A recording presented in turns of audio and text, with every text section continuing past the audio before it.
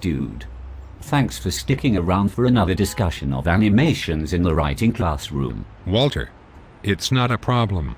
I finished bowling for the night. If I am not mistaken, we are going to talk about that assignment in which students will explain a grammar, sentence, or writing issue. That's right. Everyone has at least one writing issue they want to understand a little better.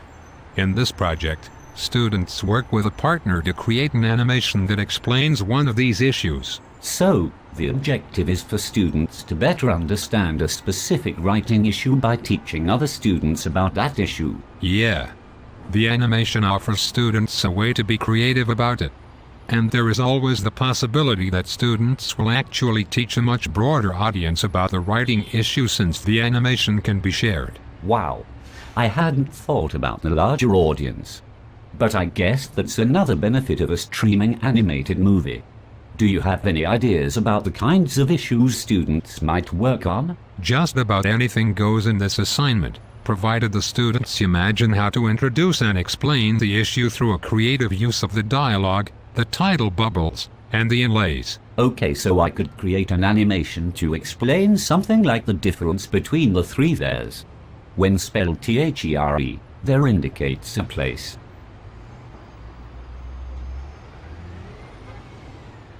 Great job, Walter. This version of there is the opposite of here. If you're not sure if you're using the correct there, try substituting its opposite here.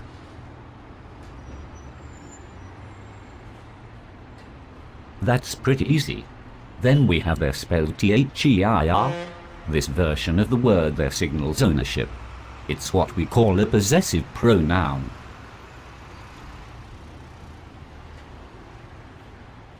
Nice. And since this version of there is a plural, we can test it using a singular possessive like his or her.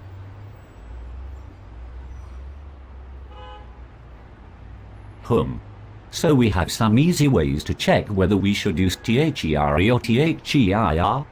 Cool. Walter, what about that third there? Oh, yeah. I almost forgot about THEY'. This version is a contraction. It is a shortened version of they are.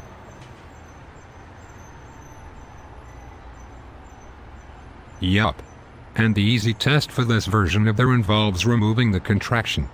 Turn THEY' into they are. If it makes sense, you're probably good.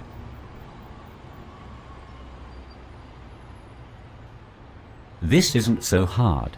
Why do college students so often mix these things up in their writing? Actually, college students who grew up speaking English can usually choose the right version of there on a test or when given a choice of options. The problem is that when they're writing. Walter, which there is that one? When they writing can be turned into when they are writing. It's THEY'. Just checking. Yeah. When we are writing we are focused more on ideas and we just write. This makes sense, and it's appropriate during the drafting process. A missing apostrophe, a typo, and even sentence fragments and run-ons can be fine in rough drafts. But a writer needs to be careful in the editing and proofreading stages in order to clean up these mistakes. Who cares? Really? I mean, even if I use the wrong there, my audience can usually tell what I mean. These words are homophones, after all. They sound the same in spoken English.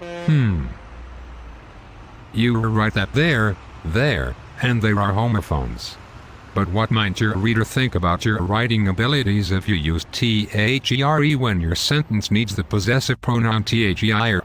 What if that error is accompanied by a couple misspelled words or even a flaw in your argument? Dude. Now I see. Your audience can quickly decide that since you don't have a handle on some of the basic elements of the language, your ideas really aren't worth taking seriously. And to top it off, the spelling and grammar checkers in word processing programs usually fail to catch misuses of the three theirs. Rely on the technology and it can leave you hanging. Your writing quickly becomes evidence for the common view that students of the digital generation don't know how to write. Ouch.